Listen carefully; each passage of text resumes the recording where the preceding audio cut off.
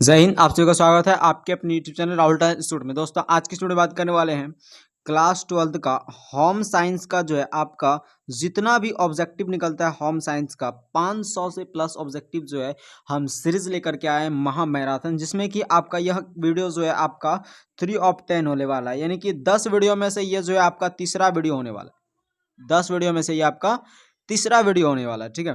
जिसमें कि हम लोग क्या करने वाले हैं तो 47 से लेकर के जो है 100 क्वेश्चन तक करने वाले हैं। इससे पहले जो है हमने लगभग 150 प्रश्न करा दिए हैं आपको 3 वीडियो में। तो यह वीडियो जो है आपका चौथा वीडियो होने वाला है, ठीक है। तो चलिए देखते हैं इस वीडियो को, ठीक है। ध्यान से आप समझिएगा, लाइन बाय लाइन इस चीज का एक्सप्लेनेशन को आप जो है गौर कीजिएगा, ठीक है। चलिए देखते हैं। सबसे पहला अगर क्वेश्चन की यहाँ पे बात करें तो क्या है हमारा, भारत की स्वास्थ्य समस्या कौन सी है। इसमें क्या बोल रहा है, भारत की स्वास्थ्य समस्या कौन सी है। संक्रामक रोग की समस्या, बढ़ती जनसंख्या की समस्या, या फिर पोषण की समस्या, या ऑल। तो बात करें भारत के स्वास्थ्य समस्या के बारे में तो ये हो जाएगा ऑल, ठीक है। भारत के स्वास्थ्य समस्या ऑल। तो हम लोग 47वां नंबर क्वेश्चन देख लिए। क्या है, भारत की स्वास्थ्य समस्या कौन सी है। तो भारत की स्वास्थ्य समस्या हमारे संक्रामक रोग की समस्या है, बढ़ती जनसंख्या की समस्या, पोषण की समस्या, ऑल। यानी कि ऑल जो है इनमें से सभी जो है हमारे भारत की स्वास्थ्य समस्या के अंतर्गत आता है, ठीक है। सभी समस्या है स्वास्थ्य भारत की, ठीक है। अगला है, इनमें क्वेश्चन देखिए ध्यान से, इनमें खाद्य विषाक्तता की लक्षण है। विषाक्तता मतलब जो कि एकदम खराब हो जा, मतलब खाना जो है खराब हो गया, उसका लक्षण क्या क्या देखने को मिलता है। तो पहला हो गया जी मिचलाने लगता है, उल्टी आने की संभावना होती है, दस्त आता है, ऑल। ठीक है, तो ऑल हो जाएगा हमारा 48 नंबर का ऑल हो गया, ठीक है। क्योंकि ये सारी समस्याएं, अगर आपका खाद्य पदार्थ जो है वो अगर खराब हो चुका है तो उसका लक्षण क्या होता है। अगर आप खा लिए हैं तो जी मिचलाने लगता है, उल्टी होने लगता है, दस्त आने लगता है, तो ऑल हो जाएगा, ठीक है। अगला है जैम जेली। क्या है, जैम जेली बनाने में आहार संरक्षण को किस विधि का प्रयोग होता है। आहार संरक्षण की किस विधि का प्रयोग होता है जैम जेली बनाने में। तो बात करें जैम जेली बनाने में आहार संरक्षण की किस विधि का प्रयोग होता है, तो वो होता है हमारा रासायनिक पदार्थ की विधि का। कौन सी विधि का प्रयोग होता है, रासायनिक पदार्थ की विधि का प्रयोग होता है, ठीक है। रासायनिक पदार्थों का जो है प्रयोग होता है आहार संरक्षण की को बढ़ाने में, लगभग बोला जाता है, ठीक है। अगला क्वेश्चन देखिए 50 नंबर क्वेश्चन। क्या है, बोल रहा है कि नींबू को कौन सा विटामिन प्रचुर मात्रा में पाई जाती है। मतलब नींबू में नींबू में विटामिन, कौन सा विटामिन जो है प्रचुर मात्रा में पाई जाती है। तो बात करें नींबू में पाए जाने वाले विटामिन है तो आपको पता होगा विटामिन सी। क्या है, विटामिन सी, जो कि नींबू में पाया जाता है, ठीक है। अगला क्वेश्चन है, प्रदूषित भोजन खाने से बीमारी होती है। कौन सी बीमारी होती है प्रदूषित भोजन खाने से, पीलिया, टीवी, कुष्ठ रोग, कुल्ट रोग, या फिर टिटनस। तो बात करें प्रदूषित भोजन खाने से जो रोग होता है वो होता है हमारा पीलिया। क्या होता है भाई, पीलिया, ठीक है। प्रदूषित भोजन आप खा लेंगे तो पीलिया जो है हो जाता है आपका, ठीक है। मतलब एक तरह से बोले ना कि आप देखे होंगे कि जो बाहर वगैरह जो है कोई काम के सिलसिले में अगर जाता है तो उन्हें अधिकतम अगर रोग होता है तो उसमें ज़्यादातर पीलिया ही होता है। क्योंकि भोजन जो है क्या होता है बाहर में, शहर बाजार में जो है ज़्यादातर भोजन जो है प्रदूषित ही बिकते हैं। तो ये ज़्यादातर संख्या में, लेकिन अब तो कुछ ज़्यादा सुधार आया है, लेकिन ज़्यादातर जो रोग होता है प्रदूषित भोजन खाने से वो पीलिया होता है, ठीक है। अगला है, विटामिन बी की कमी से बेरी बेरी होती है। तो डी की कमी से क्या होती है, विटामिन बी की कमी से बेरी बेरी होती है तो सबको पता है, लेकिन डी की कमी से क्या होती है ना। डी की कमी से, विटामिन डी की कमी से क्या होता है, विटामिन बी की कमी से बेरी बेरी, लेकिन विटामिन डी की कमी से क्या होता है तो रिकेट्स। याद रखना है आपको, विटामिन डी की कमी से रिकेट्स होता है, जो कि विटामिन डी की पूर्ति कौन करता है तो सूर्य से होती है, ठीक है। विटामिन डी की पूर्ति सूर्य के प्रकाश से होती है। अगला है, ग्रामीण क्षेत्र में कौन भूमि प्रदूषण का कारण नहीं है। ग्रामीण क्षेत्र में ऐसा कौन है जो कि भूमि को प्रदूषित करने वाले कारणों में से नहीं है। वन की कटाई, क्या ये भूमि को प्रदूषित नहीं करता है। नालियों का पानी का त्याग करना, ये भूमि को प्रदूषित नहीं करता है। खुले क्षेत्र में मल त्याग करना, ये क्या भूमि का प्रदूषित करने वाला चीज नहीं है। कीटनाशक, ये क्या भूमि को प्रदूषित करने वाला चीज नहीं है। तो बात करें कि इसमें जो है ग्रामीण क्षेत्र में कौन भूमि प्रदूषण का कारण नहीं है, तो वन की कटाई से जो है बताइए कौन सा भूमि प्रदूषण होता है भाई, नहीं होता है। भूमि प्रदूषण होगा क्या, नहीं होगा वन की कटाई करने से। नालियों का पानी से जो है हो सकता है होता ही है प्रदूषण, है ना। खुले क्षेत्र में मल अगर आप त्याग कर रहे हैं, फग्गू कर रहे हैं तो जो है क्या होगा, भूमि प्रदूषण होगा ही। कीटनाशक वगैरह छिड़क रहे हैं तो ये भी जो है क्या होगा, भूमि प्रदूषण होगा। लेकिन वन की कटाई कर रहे हैं तो कौन सा भूमि प्रदूषण होगा भाई, नहीं होगा। अगला है, खाद्य के सड़ने का बाहरी कारण कौन सा नहीं है। खाद्य जो सड़ता है उसका बाहरी कारण कौन सा नहीं है, जीवाणु, रासायनिक पदार्थ, एंजाइम, बाहरी आघात। तो अगर बात करें कि सड़ने का जो है बाहरी कारण कौन सा नहीं है, तो वो हो जाएगा बाहरी आघात। ठीक है, बाहरी कारण कौन सा नहीं है, तो बाहरी आघात, है ना। अगला क्वेश्चन देखिए क्या है। अगला क्वेश्चन है कि आहार आयोजन में कौन सी अवधि सम्मिलित नहीं है। आहार आयोजन में मतलब जिसमें कि आहार का आयोजन होता है, उसमें जो है कौन सी अवधि सम्मिलित नहीं होती है। तो बात करें आहार आयोजन में कौन सी अवधि सम्मिलित नहीं होती है, तो 0 से 6 महीने में, किशोरावस्था में, वृद्धावस्था में, रोग की अवस्था में। तो रोग की अवस्था में जो है ना आहार आयोजन की अवधि सम्मिलित नहीं होती है। इसमें ये नहीं देखा जाता कि भाई आपको भरपूर खाना वगैरह जो भी है आयोजन किया जाए आपके खाने का, ठीक है। इसमें आपके सेहत का ज़्यादा ध्यान रखा जाता है। तो रोग की अवस्था में जो है आहार आयोजन की अवधि सम्मिलित नहीं है। अगला है आहार आयोजन किसकी बचत में मदद करता है। आहार आयोजन जो है वो किसकी बचत में मदद करता है, ईंधन की बचत में, समय की बचत में, ऊर्जा की बचत में, या फिर ऑल। तो बात करें आहार आयोजन में जो बचत होती है, ईंधन की भी बचत होती है भाई, आहार का आयोजन हो रहा है तो। साथ साथ समय की भी बचत होती है, ऊर्जा की भी बचत होती है, और सभी को जाएगी यहाँ पे, ठीक है। अगला क्वेश्चन है 57 नंबर, खाद्य संचालक के किस पहलू से खाना बनाना प्रभावित नहीं होता है। खाद्य संचालक के किस पहलू से खाना बनाना प्रभावित नहीं होता है, स्वास्थ्य से, ज्ञान से, स्वच्छता से, या फिर आदतों से। तो बात करें खाद्य संचालक के किस पहलू से खाना बनाना प्रभावित नहीं होता है, तो वो हो जाएगा हमारा ज्ञान से जो है खाना बनवाना प्रभावित जो है नहीं होता है, ठीक है।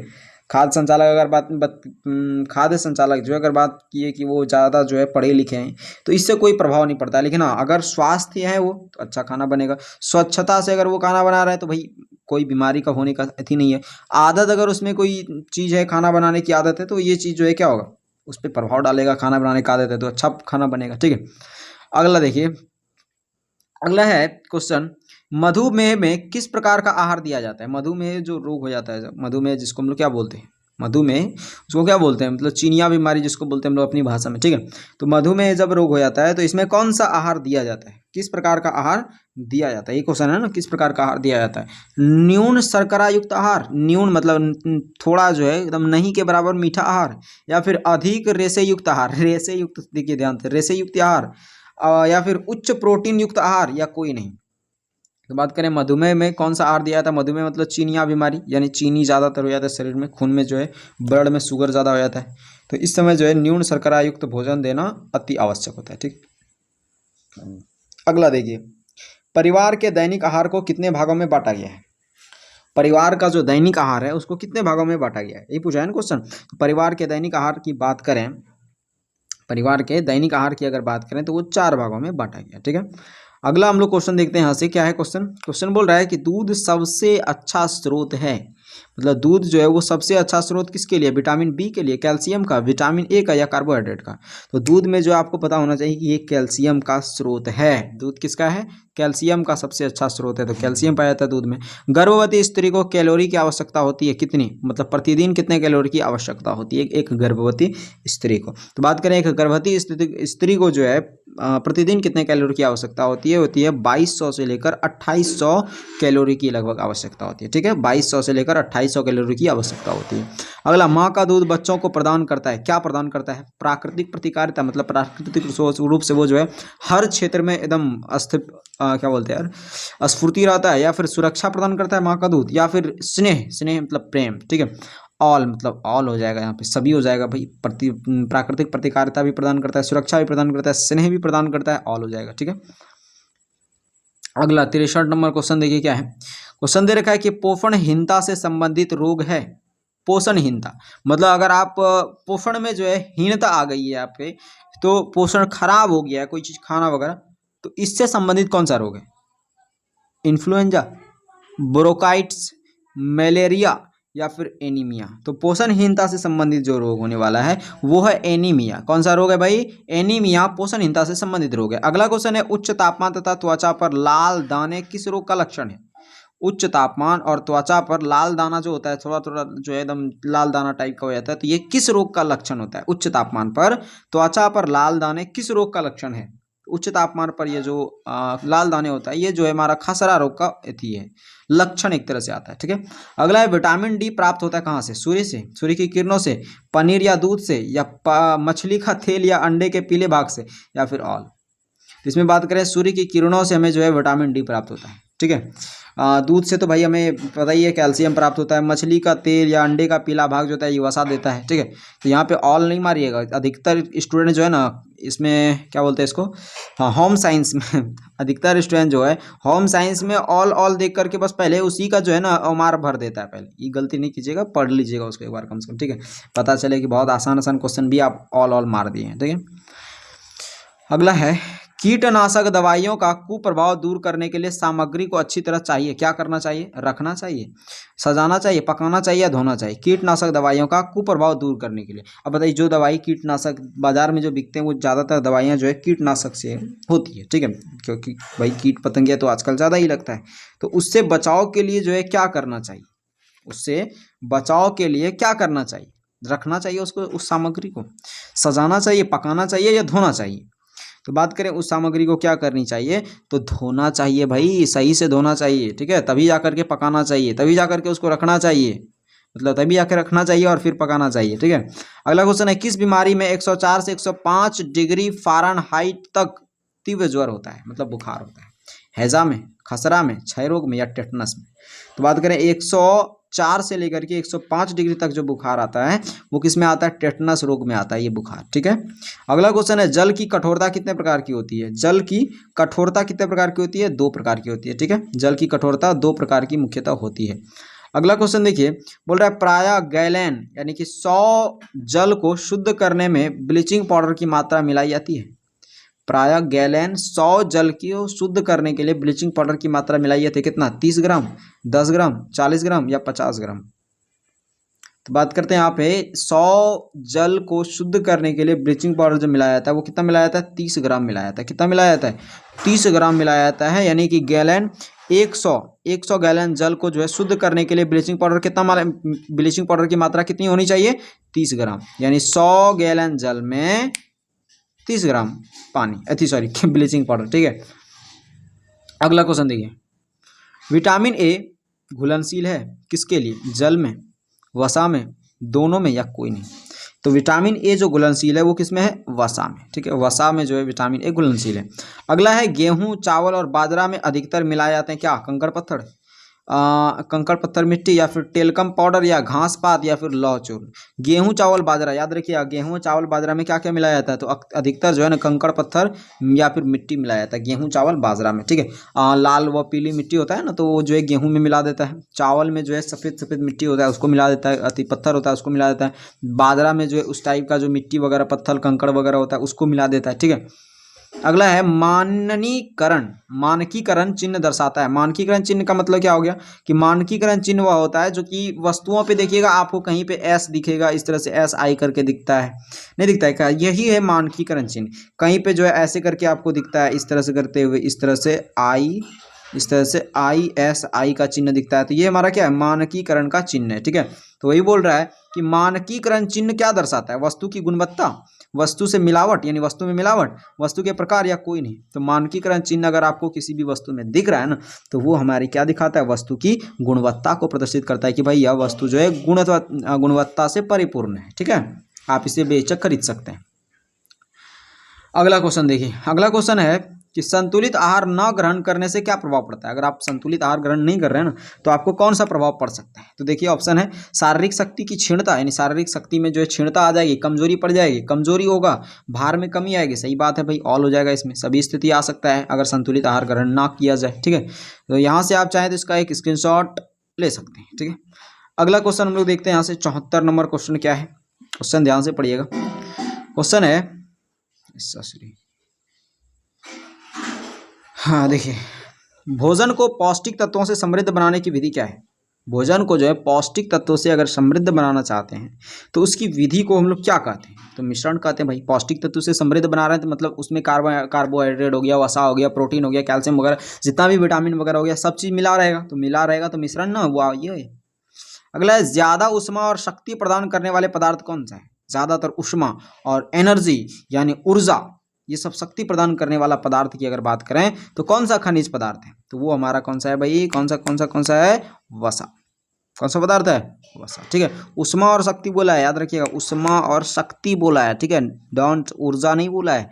उष्मा और शक्ति बोला है तो ये हमें वसा प्रदान करता है। ठीक है, अगला क्वेश्चन है वसा में फैट भी प्रदान करता है। ठीक है, वसा क्या करता है, फैट प्रदान करता है, मोटापा प्रदान करता है। ठीक है, इसमें अगर देखें तो उष्मा और शक्ति की अगर बात किया जाए ना तो कार्बोहाइड्रेट होना चाहिए हमको यार, कार्बोहाइड्रेट होना चाहिए। अब थोड़ा सा 75 नंबर का जो है ना थोड़ा सा डाउट लग रहा है, लेकिन हाँ आप प्लीज़ जो है इसका जो यति कर लीजिएगा, गूगल वगैरह जो भी है आप किताब में देख लीजिएगा, यूनिट नंबर 2 है ये। ठीक है, आपको इजली तरीके से मिल जाएगा। कार्बोहाइड्रेट होना चाहिए क्योंकि उष्मा और शक्ति प्रदान करने वाले पदार्थ कार्बोहाइड्रेट और वसा तो भाई फैट बढ़ाने में काम आता है ना। अगला है एक दूध पिलाने वाली माता को पहले 6 महीने प्रतिदिन के आहार में कितना अतिरिक्त प्रोटीन देना चाहिए। तो दूध पिलाने वाली माता को पहले 6 महीने में प्रतिदिन के आहार में कितना प्रोटीन देना चाहिए, प्रतिदिन के आहार में कितना प्रोटीन देना चाहिए, तो 20 ग्राम देना चाहिए प्रतिदिन। ठीक है, प्रतिदिन के आहार में 20 ग्राम प्रोटीन देनी चाहिए। अगला क्वेश्चन देखिए क्या है, अगला क्वेश्चन है कि रेफ्रिजरेटर का प्रयोग होता है किसमें। रेफ्रिजरेटर मतलब क्या, फ्रिज इसी को बोलते हैं यार, रेफ्रिजरेटर को ही हम लोग क्या कहते हैं, फ्रिज कहते हैं। तो बोल रहा है प्रशीतन में, किण्वन में, निर्जलीकरण में या कोई नहीं, तो प्रशीतन में इसका प्रयोग करते हैं। किसका, रेफ्रिजरेटर, किसका प्रयोग करते हैं, रेफ्रिजरेटर का। ठीक है, खेसारी दाल मिलाई जाती है किसमें, खेसारी दाल जो है वो किस में मिलाई जाती है, अगर देखें तो कौन सा दाल में जो है खेसारी दाल मिक्स कर दिया जाता है, कौन सा दाल में, तो अरहर की दाल में जो है ना खेसारी दाल को मिला दिया जाता है, अरहर की दाल में खेसारी दाल को मिला दिया जाता है। ठीक है, उसके बाद आपसे एक क्वेश्चन है कि खेसारी दाल को अत्यधिक सेवन से, खेसारी दाल अत्यधिक खाने से जो है कौन सा रोग होता है, जो कि हमने पिछले वीडियो में बात किया था। आप कमेंट सेक्शन में ज़रूर इसका जवाब दीजिएगा कि खेसारी दाल को खाने से कौन सा रोग होता है। ठीक है, अत्यधिक सेवन से कौन सा रोग होता है आपको बताना है कमेंट में। ठीक है, अगला है रक्त में किसकी मात्रा बढ़ जाने से पीलिया होती है। किसकी मात्रा अगर रक्त में आपका बढ़ गया है तो कौन से मात्रा बढ़ने के कारण जो आपको पीलिया रोग हो सकता है। तो बात करें कौन सी मात्रा बढ़ने से, तो वो हो जाएगा बिलुरुबिन। बिलुरुबिन जो है ना इसके बढ़ने से जो है हमारे रक्त में जो है क्या होने लगता है, मतलब पीलापन आने लगता है, पीलिया रोग हो जाता है एक तरह से। ठीक है, यानी बिलुरुबिन बढ़ने से हमारे रक्त जो है क्या होता है, पीला पड़ने लगता है। ठीक है, अगला क्वेश्चन 80 नंबर क्वेश्चन देखिए क्या है, क्वेश्चन है कि कृषि संबंधी, क्वेश्चन देखिए कृषि संबंधी अन्य उत्पादों के लिए भारत सरकार द्वारा प्रस्तुत किया गया है। कृषि संबंधी अन्य उत्पादों के लिए भारत सरकार द्वारा क्या प्रस्तुत किया गया है। तो आप अगर देखे होंगे ना तो कृषि संबंधित जितना भी अन्य उत्पाद है भारत सरकार द्वारा अगर वो उत्पाद है सही तो उसमें एग मार्क का निशान लगा रहता है। किसका निशान, एग मार्क का निशान लगा रहता है। ठीक है, याद रखिएगा एग मार्क का निशान लगा रहता है। ठीक है, अगला क्वेश्चन है कि पकाने के समय सही प्रयोग से प्राप्त होता है क्या, अधिकतम स्वच्छता। सही प्रयोग अगर आप पकाते समय किए हैं, अधिकतम पौष्टिकता, अधिकतम उपयोगिता या फिर कोई नहीं। पकाने के सही प्रयोग से क्या क्या प्राप्त हो सकता है हमें ये बताना है। तो पकाने के सही प्रयोग से हमें जो है अधिकतम पौष्टिकता प्राप्त होता है। क्या होता है, अधिकतम पौष्टिकता प्राप्त हो, उपयोगिता तो सेम वही होगा भाई, है ना, लेकिन अधिकतम पौष्टिकता हमें किससे प्राप्त होगा, अगर पकाए हैं सही से। रोटी मान लीजिए जैसे एक उदाहरण के तौर पे रोटी अगर आप सही से पकाए, ठीक है, तो वो हमें क्या देगा, अधिकतम पौष्टिकता देगा। लेकिन अगर कच्ची रह गई रोटी या फिर ज़्यादा ही जल गया तो वो हमें जो है क्या होगा कि पौष्टिकता पौष्टिक रूप से नहीं दे पाएगा जितनी उसकी क्षमता है। ठीक है, तो ये हो गया पकाने के सही प्रयोग से अगर आप किए हैं ना तो अधिकतम पौष्टिकता हमें प्रदान करता है। तो बी नंबर आंसर सही हो गया। 82 नंबर देखते हैं क्या है, जीवन रक्षक घोल की सामग्री कौन सी है। जीवन रक्षक घोल, कौन सा घोल, जीवन रक्षक घोल, यानी जीवन को रक्षा प्रदान करने वाले घोल के अंतर्गत कौन सी सामग्री आती है। खाने वाला नमक, ग्लूकोज, ये भी दोनों या फिर कोई नहीं। तो देखिए खाने वाला नमक भी जो है जीवन रक्षक के रूप में काम है, ग्लूकोज भी जीवन रक्षक के रूप में काम है, तो ऑल हो गया। अगला क्वेश्चन देखिए आप, क्वेश्चन क्या है, बोल रहा है धात्रीय अवस्था में कितनी कैलोरी की आवश्यकता होती है। क्या, प्रोटीन वगैरह यार। ठीक है, कितने कैलोरी की आवश्यकता पड़ती है, तो कितने कैलोरी, 700 कैलोरी की आवश्यकता पड़ती है धात्रीय अवस्था में। ठीक है, कौन आहार आयोजन में विचारणीय नहीं है, आहार आयोजन में विचार करने के योग्य नहीं है, कौन सा। तो बात करें तो विचार करने की अयोग्य मतलब योग्य नहीं है तो वो कौन सा है, रसोई घर का आकार। ठीक है, आहार आयोजन में विचारने योग्य नहीं है ये कि भाई आहार कैसे भी बने, रसोई घर का आकार से हमको क्या लेना देना है, लेकिन हाँ बर्तनों की उपलब्धता से लेना देना है, व्यंजन पुस्तिका का प्रकार भी लेने देना है, सहायक व्यक्ति भी लेना देना है इससे, लेकिन हाँ रसोई घर का आकार क्या है, इससे क्या घंटा फर्क पड़ता है, कुछ नहीं। अगला है सुरक्षात्मक पौष्टिक तत्व कौन सा है, मतलब जो हमें सुरक्षा देता है और पौष्टिकता भी प्रदान करता है, वो कौन सा तत्व है। वसा, भोजन, विटामिन और खनिज लवण या फिर कार्बोहाइड्रेट केवल। तो विटामिन और खनिज लवण, खनिज लवण में तो ऑल आ गया यार, खनिज लवण में ऑल आ गया। ठीक है, सुरक्षात्मक पौष्टिक तत्व तो खनिज लवण हो जाएगा यहाँ पे। ठीक है, 86 नंबर क्वेश्चन देखिए क्या है, बोल रहा है कि शरीर निर्माण एवं वर्धक पोषक तत्व कौन सा है। शरीर निर्माण और वर्धक पोषक तत्व कौन सा है, यानी शरीर के निर्माण करने में कौन सा कार्य आता है, कौन सा जो है खनिज लवण हमें काम आता है। तो बात करें शरीर के निर्माण में तो प्रोटीन काफ़ी ज़्यादा सहायक होता है। ठीक है, अगला है 1 ग्राम कार्बोहाइड्रेट से कितनी कैलोरी ऊर्जा प्राप्त होती है। कितनी कैलोरी ऊर्जा प्राप्त होती है। 1 ग्राम अगर आप कार्बोहाइड्रेट खाए हैं, 1 ग्राम अगर आप कार्बोहाइड्रेट को लिए हैं तो आपको कितनी कैलोरी ऊर्जा की आवश्यकता होगी। तो आपको जो है बात करें कि 1 ग्राम कार्बोहाइड्रेट से कितनी कैलोरी ऊर्जा की आवश्यकता मतलब प्राप्त होगी, तो 4 कैलोरी ऊर्जा प्राप्त होगी। ठीक है, कौन सी, कार्बोहाइड्रेट। अगला देखिए क्या है, अगला है कुपोषण का मुख्य कारण क्या हो सकता है। कुपोषण जो होता है, कुपोषण, कुपोषण से क्या होगा, अमीरी होगा, अज्ञानता होगा, स्वाद की कमी आएगी या फिर ऑल। तो कुपोषण जो होता है, हम लोग जो कुपोषण कर लेते हैं तो उसका मुख्य कारण अगर देखें तो क्या हो सकता है। तो कुपोषण का मुख्य कारण जो है अज्ञानता होता है। मतलब कुपोषण तभी व्यक्ति कर सकता है जब मूढ़ जो हो, जो मूढ़ व्यक्ति है उसको पता ही नहीं है कि भाई कौन सी कितना चीज़ हमारे शरीर के लिए आवश्यकता पड़ती है। लेकिन जो अमीरी है, वो जिसके पास अमीरी है तो वही उसके पास तो हर एक चीज़ है। ठीक है, स्वाद, अगर आप स्वाद अगर बात करें तो स्वाद से भी आप पता चल सकता है, लेकिन हाँ मुख्य कारण अगर देखें तो अज्ञानता है। ठीक है, अगला क्वेश्चन देखते हैं। अच्छा सॉरी, देखिए क्वेश्चन क्या है। अगला क्वेश्चन है कि मानव शरीर में सबसे अधिक लौह तत्व की उपस्थिति होती है कहाँ पे। सबसे अधिक लौह तत्व की उपस्थिति कहाँ पे होती है। तो सबसे अधिक लौह तत्व की उपस्थिति की बात करें तो 75% होता है कहाँ पे, यकृत में होता है। सबसे अधिक लौह तत्व की उपस्थिति जो है कहाँ पे होता है, यकृत में होता है। कहाँ पे, यकृत में होता है। सबसे अधिक लौह तत्व की उपस्थिति कहाँ होता है, यकृत में होता है। कहाँ पे, यकृत में। ठीक है, अगला क्वेश्चन है, अगला क्वेश्चन देखिए। अब आप कहेंगे गुर्दे में भी तो होता है, मांसपेशियों में भी तो होता है, लेकिन अगर बात करें तो यकृत में अत्यधिक होता है इन सभी की तुलना में। थोड़ा मोड़ा होता है लेकिन अत्यधिक होता है यकृत में। ठीक है, आपको याद रखना है सही से। ठीक है, अगला है ढोकला किस विधि से बनाया जाता है। ढोकला होता है ना, हाँ भाई बहुत फेमस है ये डिश। ठीक है, ढोकला जो है कौन सी विधि से बनाया जाता है। तो बात करें ढोकला जो है वो कौन सी विधि से बनता है। तो ढोकला जो है हमारा वाष्पन विधि से बनता है। कौन सी विधि से, वाष्पन विधि से। अगला है जल शुद्धिकरण का तरीका क्या है। जल को शुद्धिकरण का तरीका क्या है। तो जल शुद्धिकरण हम छान के भी कर सकते हैं, क्लोरीन का उपयोग भी कर देंगे तो जल साफ हो जाएगा। जल शुद्धिकरण यंत्र द्वारा भी हम इसको शुद्ध कर सकते हैं, ऑल हो जाएगा। ठीक है, इसमें सब हो जाएगा। अगला 92 नंबर क्वेश्चन देखिए क्या है। 92 नंबर क्वेश्चन दे रखा है कि खाद्य पदार्थों का मानक चिन्ह क्या हो सकता है या फिर क्या है। खाद्य पदार्थों का मानक चिन्ह की अगर बात करें तो वो क्या है भाई, FPO। खाद्य पदार्थों पर अगर FPO लगाए मतलब समझिए वो जो है सही है हमारा प्रोडक्ट। ठीक है, अगला है दूध में मिलावट को परख करने वाला यंत्र। अगर दूध में मिलावट है कि नहीं है पानी का या फिर किसी और चीज़ का, तो उस चीज़ का फ़र्क जो है हम कैसे पता कर सकते हैं। तो वो हमारा है लैक्टोमीटर। ठीक है, लैक्टोमीटर से हम जो है दूध में मिलावट को पता करते हैं। ठीक है, अगला क्वेश्चन देखिए क्या है। बोल रहा है